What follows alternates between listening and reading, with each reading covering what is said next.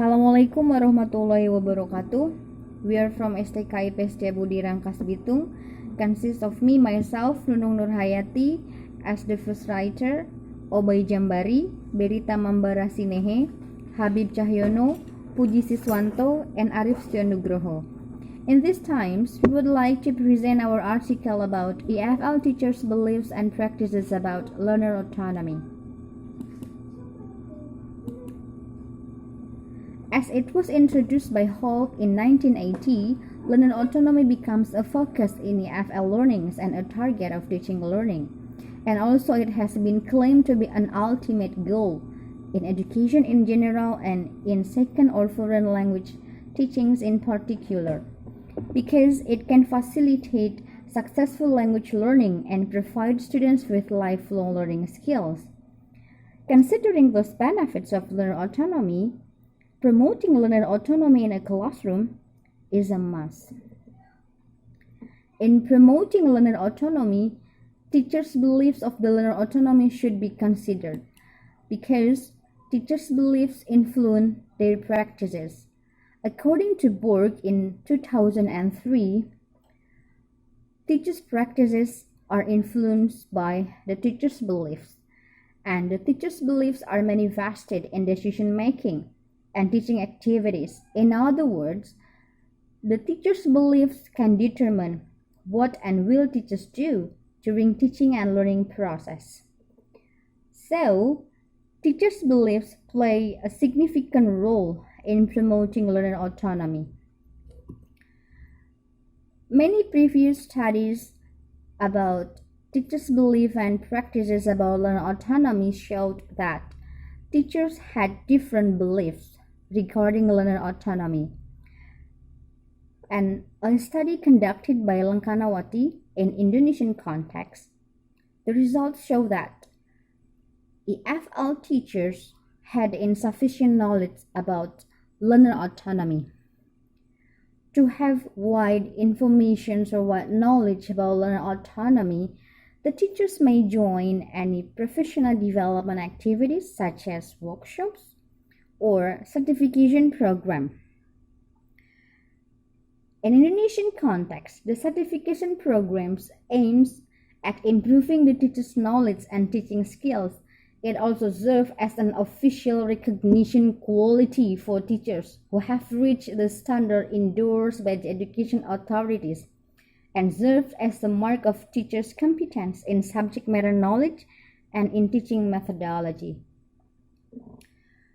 So, the teacher who has passed the certification program, or we called it as certified teacher, is recognized as the qualified and competent teacher, while for the non-certified teacher is recognized as less skilled teachers. So, by considering the learner autonomy promotions and also the teachers' beliefs and the teachers' classifications of certified or non-certified teachers, this research is conducted. It aims at investigating EFL certified and non-certified teachers' beliefs and practices about learner autonomy. Is there any differences between certified and non-certified teachers' belief regarding learner autonomy? That's what we would like to find out. Okay, and there are two participants in our study. Both of them are English teachers in vocational schools. They are female. The first teachers we coded as A and the second we coded as B. We use pseudonym to keep anonymity of our participants. Both of them had similar teaching experiences, 15 years, and then both of them also are had bachelor degree.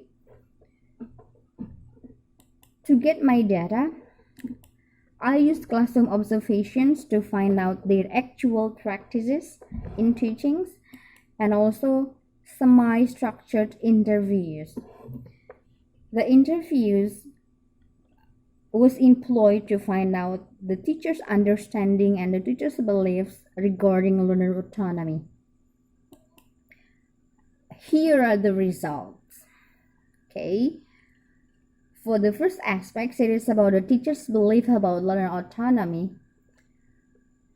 Both of them, both teacher A and teacher B, defined learner autonomy as a learning without a teacher. Their definition includes the misconceptions of learner autonomy, because learner autonomy is not a learning without a teacher.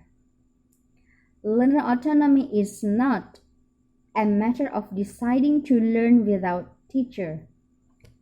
The development of autonomy implies collaborations among teachers or between teachers and students, and interdependence rather than working in isolations. Besides, teachers B defined learner autonomy as a teaching method. This definition also includes the misconceptions of learner autonomy, because learner autonomy is not a teaching method. It is a capacity. The capacity to take control of one's learning. It means that learner is responsible for their own learning. Related to determining the objectives, defining the content, selecting methods or techniques to be used, monitoring and evaluating what has been acquired. And for the concepts of learner autonomy, both of the participants had positive attitude. Both of them told me that learner autonomy should be promoted in a classroom because it is as an investment for their students.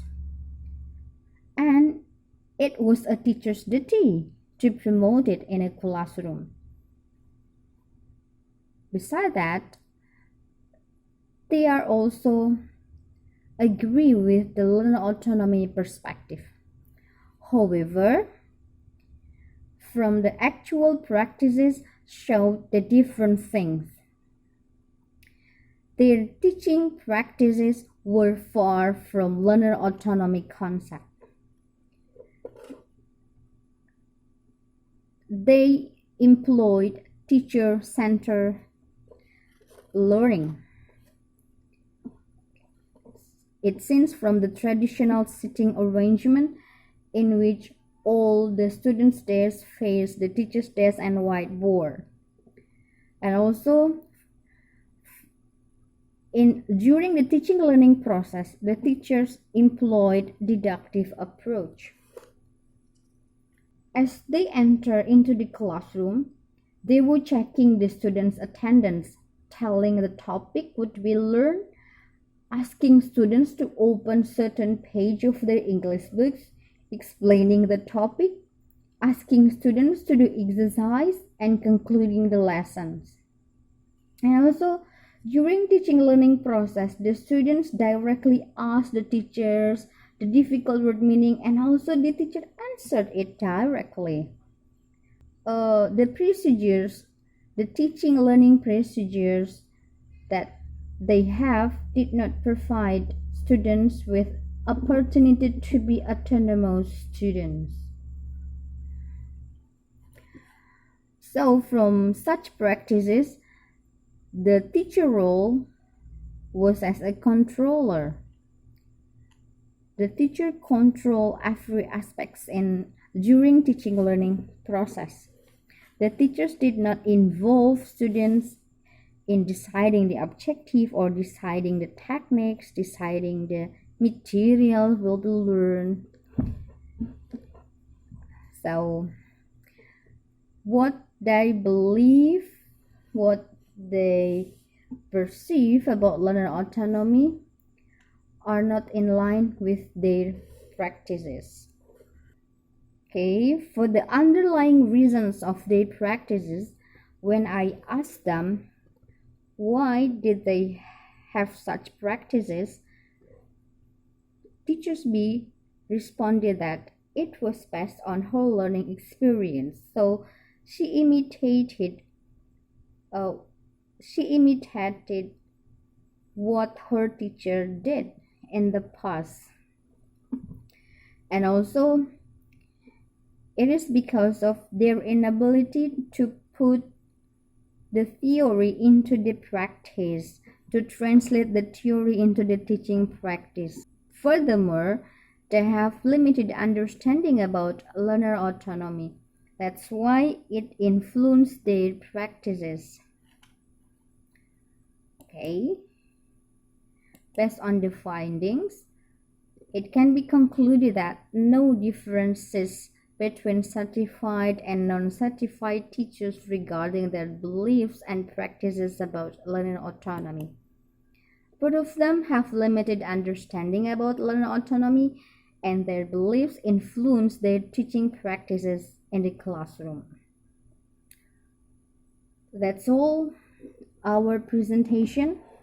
Thanks. Assalamualaikum warahmatullahi wabarakatuh.